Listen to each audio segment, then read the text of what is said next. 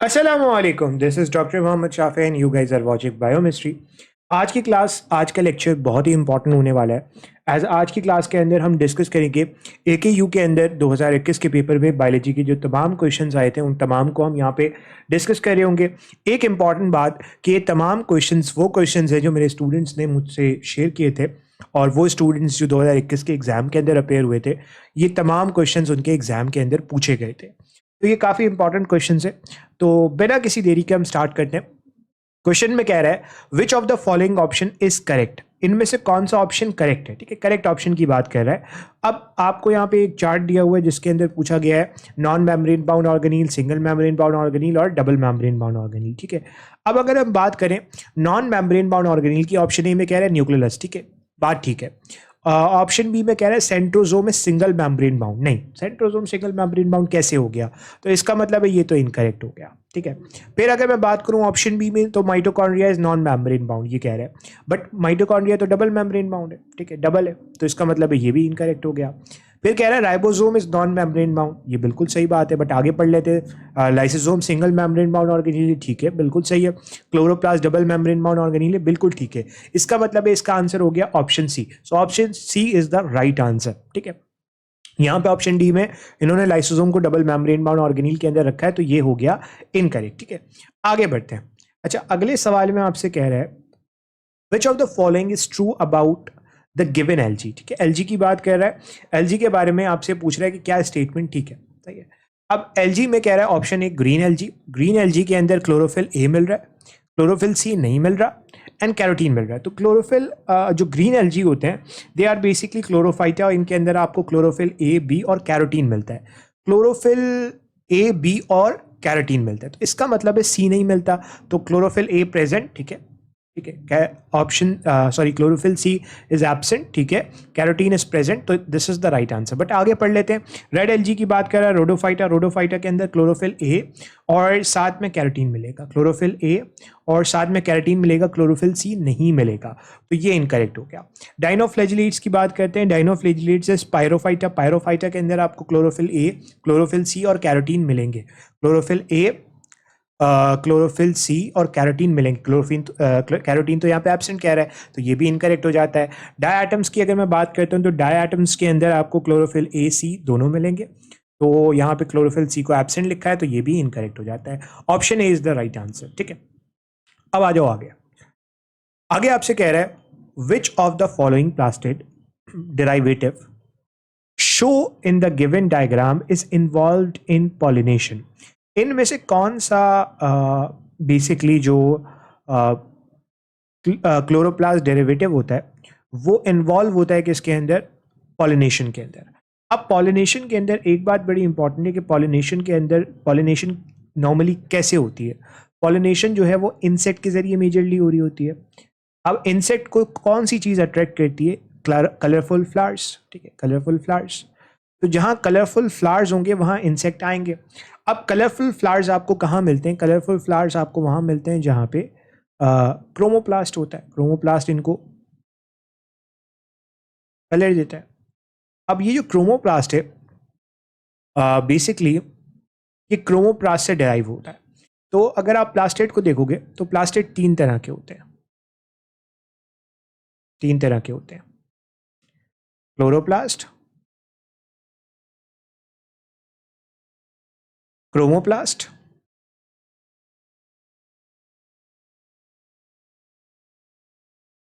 And the last one is the leucoplast.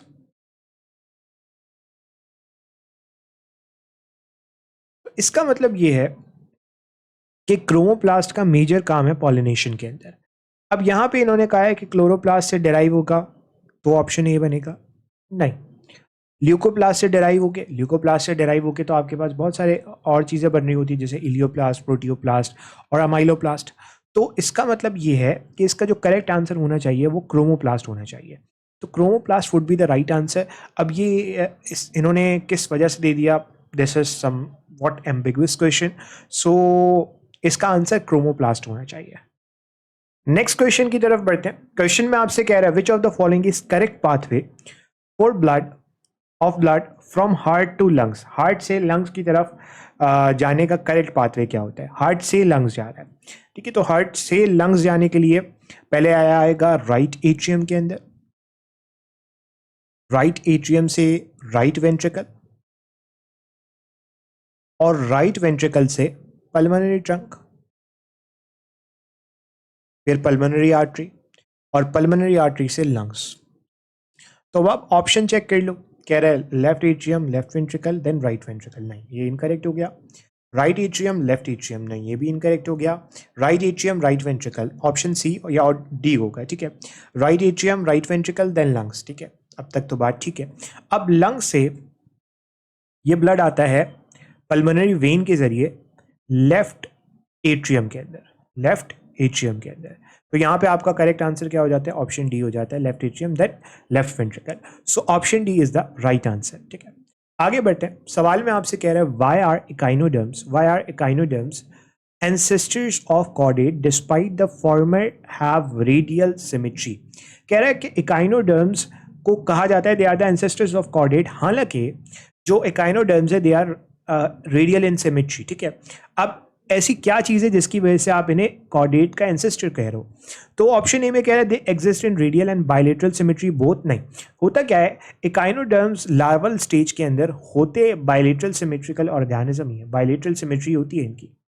But जैसे ये adult life के अंदर आते हैं, अडल्ट लाइफ के अंदर ये कन्वर्ट हो जाते हैं रेडियल सिमेट्री के अंदर, रेडियली सिमेट्रिकल ऑर्गेनिज्म के अंदर। इसका मतलब ये है कि रेडियल और बायलेटरल एक साथ आपको नहीं मिल रही।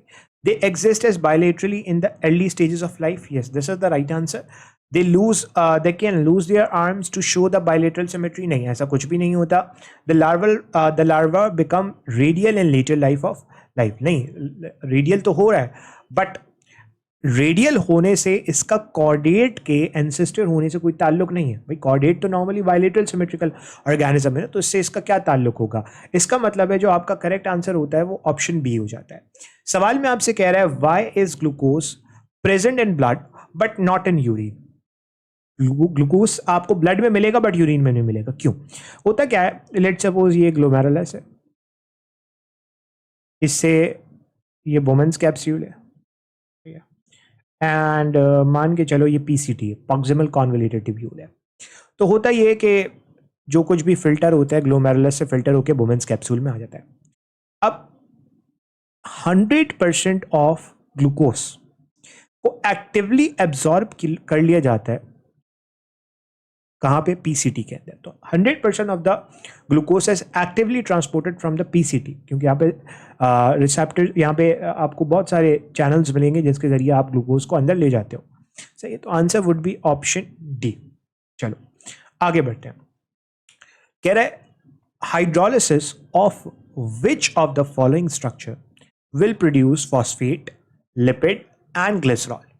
अब इनमें से कौन सा स्ट्रक्चर जब टूटेगा, तो टूटना मतलब हाइड्रोलिसिस होगी, तो उसके अंदर से मिलेगा आपको फॉस्फेट, लिपिड और ग्लिसरॉल। तो बेसिकली ये बात कर रहे हैं फॉस्फोलिपिड की, क्यों? क्योंकि फॉस्फोलिपिड के अंदर एक ग्लिसरॉल होता है, इसके साथ ये हाइड्रोकार्बन की चेन लगी होती है, यहाँ पे फॉस्फेट होता है और यहाँ पे एक और चीज़ लगी होती है, ठीक है। ये आ गया आपका फॉस्फेट ग्रुप, इसी तरीके से एक ग्लिसरॉल आ गया। अब अगर आप नोट करो तो जब फॉस्फोलिपिड टूटेगा तो फॉस्फेट में कन्वर्ट होगा ग्लिसरॉल के अंदर और लिपिड के अंदर। तो इसका मतलब है आप यहाँ पे फॉस्फोलिपिड ढूंढ लो। This is x, x is the intrinsic protein, ये तो नहीं हो सकता। जेड इज द लाइपोप्रोटीन और ग्लाइकोप्रोटीन, ठीक है। बेसिकली ग्लाइकोप्रोटीन या ग्लाइकोलिपिड, नॉट लाइपोप्रोटीन। इसी तरीके से वाई आपको क्या दिखा रहा है? फॉस्फोलिपिड में दिखा रहा है, तो why is the right answer. आगे बढ़ते हैं। सवाल में कह रहा है if a mother has the blood group A B and the father has blood group O, ठीक है। मदर का ब्लड ग्रुप है ए बी, ए बी को आप कैसे लिखोगे? आई ए आई बी, सही है। और फादर का ब्लड ग्रुप है ओ, यानी कि होमोजाइगस रिसेसिव कंडीशन है। आपसे कह रहे हैं what could be the blood group of the child children B. बच्चों का ब्लड ग्रुप क्या होगा? पनेट स्क्वायर बनाओ, आसान है सवाल।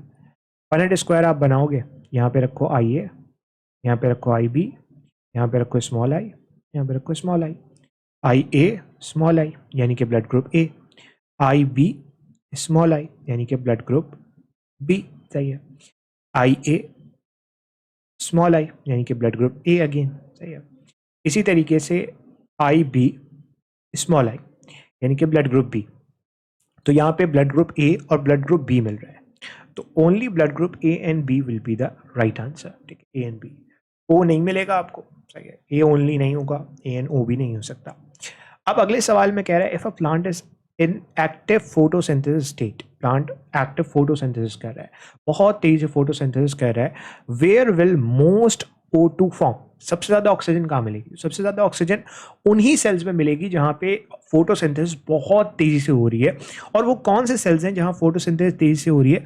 दे are the mesophyll cells. Mesophyll cells के अंदर आपको अबंडेंट अमाउंट के अंदर क्लोरोप्लास्ट मिलते हैं and that's why mesophyll is involve in the photosynthesis process.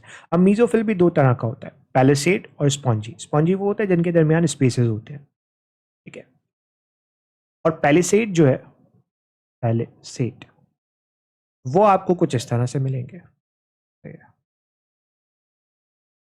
और स्पॉन्जी आपको कुछ इस तरह से मिलेंगे। तो palisade mesophyll is the right answer, ठीक है। अब आ जाओ आगे, आगे बढ़ेंगे। अब क्वेश्चन में आपसे कह रहा है why are C4 plants more efficient than C3 plants in hot and humid climate?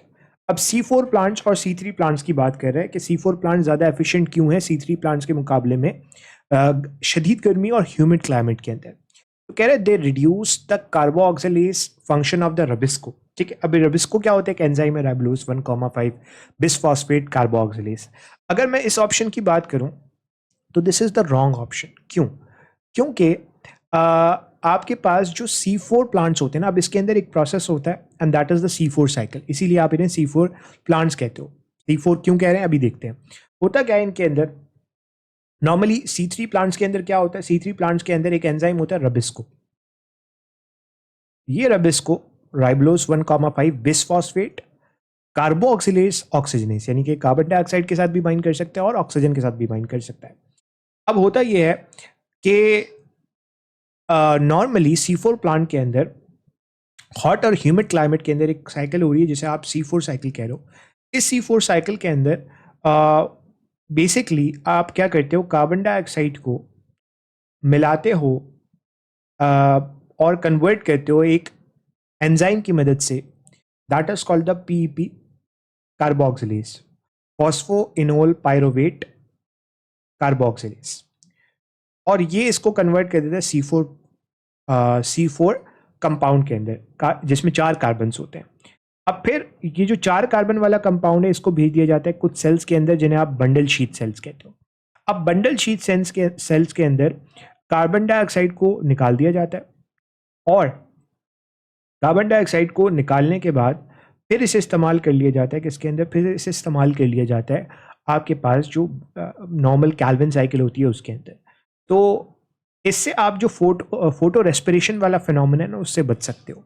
कह रहा है they reduce the oxygenase function of the Rubisco. Yes, अब रबिस्को ऑक्सीजन के साथ बाइंड नहीं कर पाएगा क्योंकि कार्बन डाइऑक्साइड यहाँ पे मौजूद है, ठीक है। तो इसका मतलब है ऑप्शन बी करेक्ट हो जाता है। दे हैव बंडल शीट क्या, बंडल शीट सेल्स होते हैं, ठीक है। तो ये इनकरेक्ट हो गया, नन ऑफ दीज हो नहीं सकता, तो option B is the right answer. आगे बढ़ते हैं, ठीक है। अगले सवाल में आपसे कह रहा है our body contain a lot of microbes where there are so many bacteria needed in our body. मेरी बॉडी में बहुत सारे माइक्रो ऑर्गेनिजम्स हैं, माइक्रोब्स हैं, और बहुत सारे बैक्टीरिया बॉडी को चाहिए। क्यों चाहिए? टू प्रोमोट डाइजेशन, जरूरी नहीं डाइजेशन के लिए चाहिए, डाइजेशन के अंदर बैक्टीरिया का कोई रोल नहीं है। हाँ, वाइटामिन जरूर बनाते हैं, बट ये इनकरेक्ट हो जाता है। Defence against pathogen through colonisation resistance, this is the right answer, ठीक है। क्यों? फॉर एग्जाम्पल मेरे GIT के अंदर बहुत सारे ऐसे बैक्टीरिया होते हैं जो नॉर्मली पाए जाते हैं, they are called the normal flora.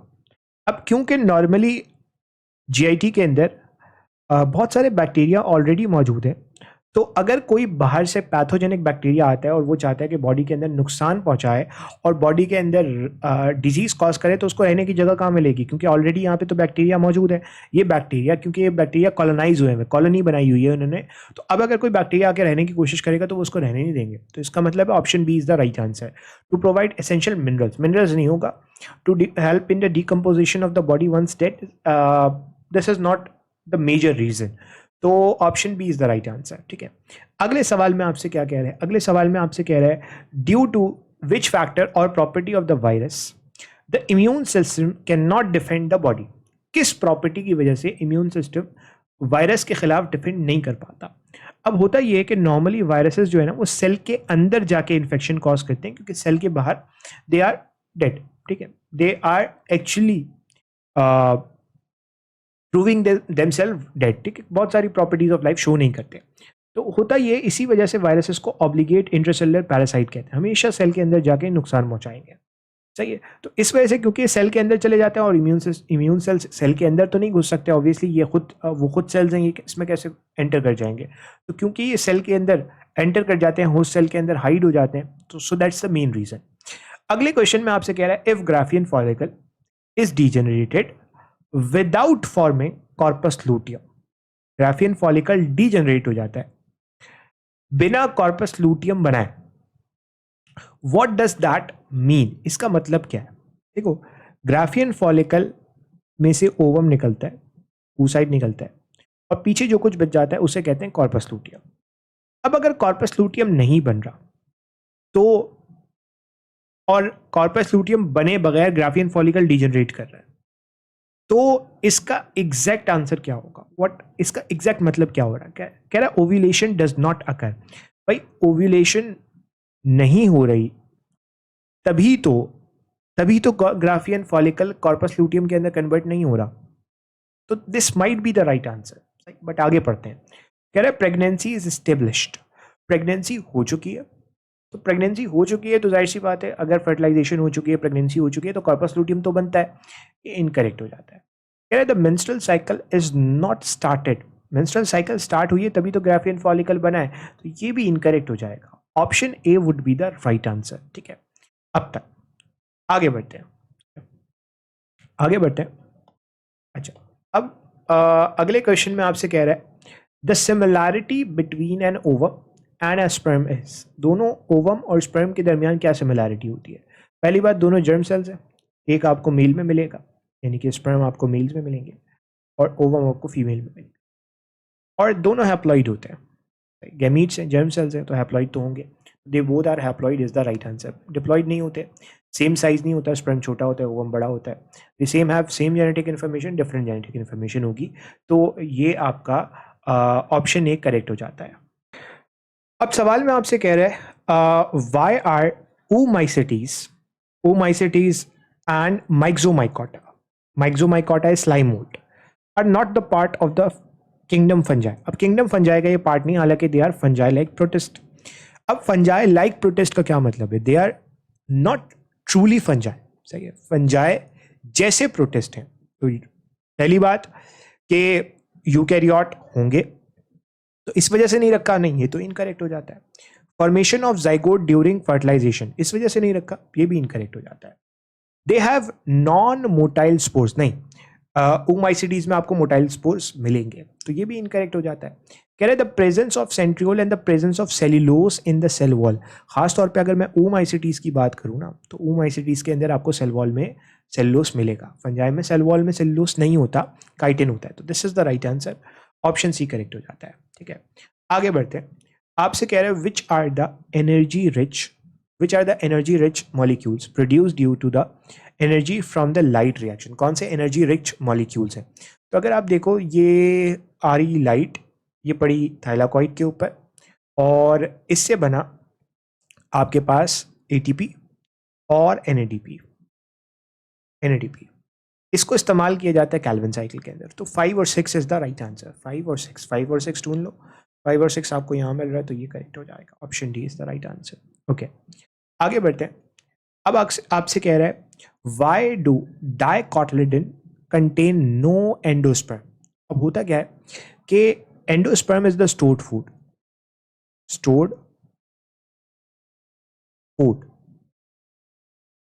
अब नॉर्मली होता ये है कि जब प्लांट की ग्रोथ हो रही होती है ना, तो वो इसी फूड को डाइजेस्ट करता है और इसी फूड को एब्जॉर्ब करके अपनी ग्रोथ कर रहा होता है। तो डाइकॉट के अंदर, डाई का मतलब है दो, कॉटिलेडन, डाइकोटिलेडन, डाइकॉट, ये डाइकोटिलेडन, दो कॉटिलेडन इनके अंदर मिलेंगे आपको। तो ये दो कॉटलेडन एक तो इस एंडोस्पर्म को डाइजेस्ट करते हैं और फिर एब्जॉर्ब कर लेते हैं। ऑप्शन ए करेक्ट हो जाएगा। एम्ब्रियो यूटिलाइजेस, नहीं ये नहीं होगा। एडेड इन सीड कोट, ये भी नहीं हो सकता। Option A is the right answer. आगे कह रहा है the tRNA has several ribosome attached to it called the polysome. अब होता यह है कि बेसिकली यहां पे होना चाहिए messenger RNA. This is the mistake. Messenger RNA बहुत सारे राइबोसोम के साथ एक ही वक्त में अटैच हो जाता है। तो अल्टीमेटली होता ये कि जब लेट सपोज ये एक पेज है, आपने एक ही वक्त में बहुत सारी फोटोकॉपी मशीन पे इस पेज को रख दिया, तो क्या होगा? सेम पेज की कॉपीज बन जाएंगी बहुत सारी एक ही वक्त में। तो होगा क्या? It allow the rapid formation of a polypeptide. बहुत जल्दी पॉलीपेप्टाइड बन जाएंगे। रैपिड फॉर्मेशन होगी? नहीं, रैपिड नहीं होगी, बहुत सारे बन जाएंगे। सही है। तो reduce error in the production of polypeptide, नहीं, एरर रिड्यूस नहीं होगा। Make more polypeptide would be the right answer. ठीक है, ऑप्शन सी करेक्ट हो जाता है। आगे बढ़ते हैं। अब सवाल में आपसे कह रहा है the valley rose is completely dominant to mountain rose. Valley rose dominant है माउंटेन रोज के ऊपर। And the pink rose colour is completely dominant to the white rose colour. ठीक है, pink rose is completely dominant to white rose. कह रहा है RRPP, यानी कि एक प्लांट दे रहा है RR capital P small p। इसको आपने क्रॉस करवाना है विद अ इस cross with a mountain white rose. Mountain यानी कि R स्मॉल r वाली कंडीशन में होगा, और माउंटेन वाइट रोज। ठीक है, वाइट रोज भी स्मॉल p वाली कंडीशन के अंदर होगा। अब जब आप इसे क्रॉस करवाओगे, इसको क्रॉस करवाने का सिंपल तरीका ये कि आपको इसको दो क्रॉस के अंदर तोड़ लो। एक ये वाला क्रॉस, ठीक है, ये वाला क्रॉस, और एक ये वाला क्रॉस। ठीक है, अब आप अगर इसको तोड़ोगे तो पहले क्रॉस के अंदर तो आपको तमाम ऑर्गेनिज्म ये वाले मिलेंगे, तमाम ऑर्गेनिज्म। ठीक है, और दूसरे क्रॉस के अंदर अगर आप इसका क्रॉस करो, तो जल्दी से क्रॉस कर लेते हैं। यहाँ पे आ गया कैपिटल P, यहाँ पे आ गया स्मॉल p, यहाँ पे आ गया स्मॉल p, यहाँ पे आ गया small p, capital P small p, capital small p small p, capital P small p, and small p small p। तो आपके पास इसके अंदर आ जाएंगे, यहाँ पे तो चार ये आ गए। सही है। उसके अलावा यहाँ पे आपके पास आ जाएंगे दीज आर बेसिकली क्या, अगर मैं यहाँ लिखूँ तो ये आ गया आपके पास पिंक। सही है, एक पिंक आ गया, एक पिंक आ गया। सही है, और सॉरी एक ये पिंक हो गया, एक ये स्मॉल पी है तो ये वाइट हो गया। ठीक है, ये पिंक हो गया, दो पिंक आ गए और दो वाइट आ गए, दो वाइट आ गए, यानी कि आप इसे लिख सकते हो 1:1। सही है। अब आपसे कह रहा है कि रेशो क्या होगा, तो अगर आप नोट करो तो चारों के चारों क्या होंगे, चारों के चारों वैली रोज होंगे, वैली रोज होंगे। सो वैली वैली वैली। सही है, माउंटेन तो नहीं होंगे, ये इनकरेक्ट हो गया, ये भी इनकरेक्ट हो गया। सही है, वैली होंगे। अगर आप नोट करो तो वैली पिंक होंगे और वैली वाइट होंगे। तो valley pink and valley white would be the right answer. ठीक है, वैली पिंक और valley white would be the right answer. तमाम वैली पिंक रोसेज नहीं होंगे, तमाम वैली वाइट रोसेज नहीं होंगे। तो आपके पास ऑप्शन हो गया ऑप्शन बी। ठीक है, चलो आगे बढ़ते हैं।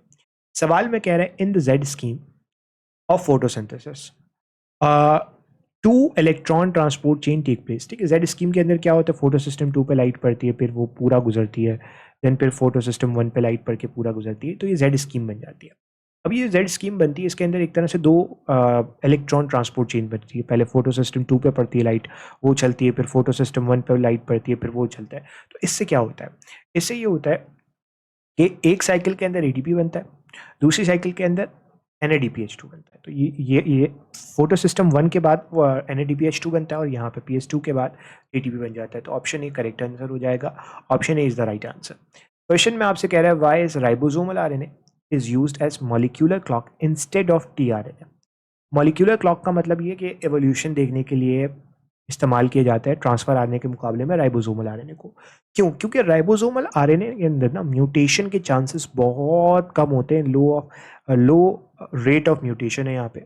एंड सबसे इंपॉर्टेंट बात ये कि तमाम ऑर्गेनिजम्स के अंदर ये कंजर्व होता है। तो ऑप्शन डी करेक्ट हो जाता है। RNA, ribosomal RNA double stranded होता है, नहीं। टीआरएनए में डीऑक्सराइबोस शुगर होती नहीं, वो तो राइबोस शुगर होती है, इनकरेक्ट हो गया। TRNA is difficult to measure, नहीं, इनकरेक्ट हो गया। तो option D is the right answer. आगे बढ़ते हैं और अब बात करते हैं नेक्स्ट क्वेश्चन की। ठीक है, this is the last question and इस क्वेश्चन के अंदर कह रहा है what is the type of disease. एक पेडिग्री दे रहा है और आपसे टाइप ऑफ डिजीज पूछ रहा है। अब अगर आप नोट करो तो ये फीमेल है, ये मेल है, ठीक है। इस फीमेल से ये फीमेल में गया, देन फीमेल में गया।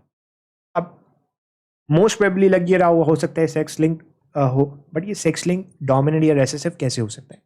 देखो, सेक्स लिंक जब भी होता है ना, अगर मैं रेसेसिव की बात करूं तो वो जिगजैग मैनर के अंदर जाना है, सच जाता है, यानी कि फादर से जो अफेक्टेड होता है, खासतौर पे एक्स लिंक रेसेसिव की बात कर रहा हूँ, वो जाता है आपके पास कैरियर फीमेल के पास,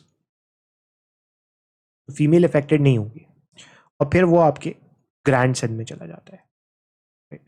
ग्रैंड सन जो कि इफेक्टेड होता है, जिगजैग मैनर के अंदर जाता है, ठीक है। ये हो गया आपके पास एक्स लिंक रेसेसिव।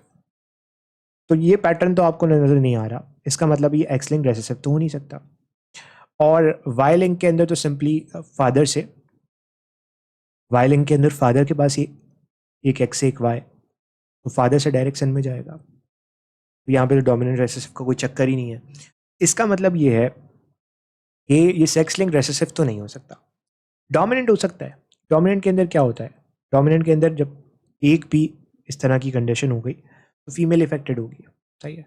अब लेट सपोज मेल नॉर्मल भी है, तब भी एक एक्स फीमेल से आया और एक एक्स मेल से आया, अब भी फीमेल इफेक्टेड होगी। इसका मतलब है इस जनरेशन के अंदर फीमेल इफेक्टेड है, सही है। बट अगर आप देखो तो ये हुआ, ये भी तो होगा, फिर मेल भी तो इफेक्टेड होगा, बट यहाँ पे मेल तो इफेक्टेड नहीं है। इसका मतलब है ये सेक्स लिंक डोमिनेंट भी नहीं है। अब ये ऑटोसोमल डोमिनेंट है या ऑटोसोमल रेसेसिव है, इस पे फैसला करना है। अब ऑटोसोमल डोमिनेंट होती, लेट सपोज मान के चलते हैं कि ये ऑटोसोमल डोमिनेंट है, या तो ये है, ये वाली कंडीशन होगी तभी शो हुआ, और ये होगा, मान के चलते हैं, सही है। अब जब आप इसका क्रॉस करवाओगे ना, कैपिटल ए का क्रॉस करवाओगे स्मॉल ए के साथ, तो तमाम ऑर्गेनिज्म ये वाले आएंगे। इसका मतलब है तमाम अफेक्टेड होंगे, बट ये तो नहीं हो रहा। इसका मतलब ये है कि ये वाली कंडीशन तो नहीं है। क्या ये हो सकती है? ये चेक कर लेते हैं। इसके अंदर जब आप क्रॉस करवाओगे, क्रॉस करते हैं, ये capital a small a small a small a, ठीक है। ये हो गया capital a small a small a small a, capital a small a small a small a. 50% आपके पास अफेक्टेड होंगे, 50% नॉन अफेक्टेड होंगे, बट यहाँ पे तो ऐसी कंडीशन फिलहाल आपको नज़र नहीं आ रही। क्यों? क्योंकि अगर आप यहाँ देखो तो यहाँ पे तो दोनों अनअफेक्टेड है। इसका मतलब ये क्या है? अब ये बचा ऑप्शन ए, तो it's autosomal recessive. Autosomal recessive कैसे हुआ? देखो इधर देखो, अब ये कंडीशन कैसे जस्टिफाई होगी? फीमेल यही थी तब शो हुआ, सही है। मेल ये था, मान के चलो मेल ये था या ये था। अब हुआ क्या? अब हुआ ये कि आपके पास ये वाली जो फीमेल है ना, वो हो गई ये। तो इसका मतलब है मेल ये नहीं हो सकता, क्योंकि एक ए इसके पास से आया, एक ए इसके पास से आया।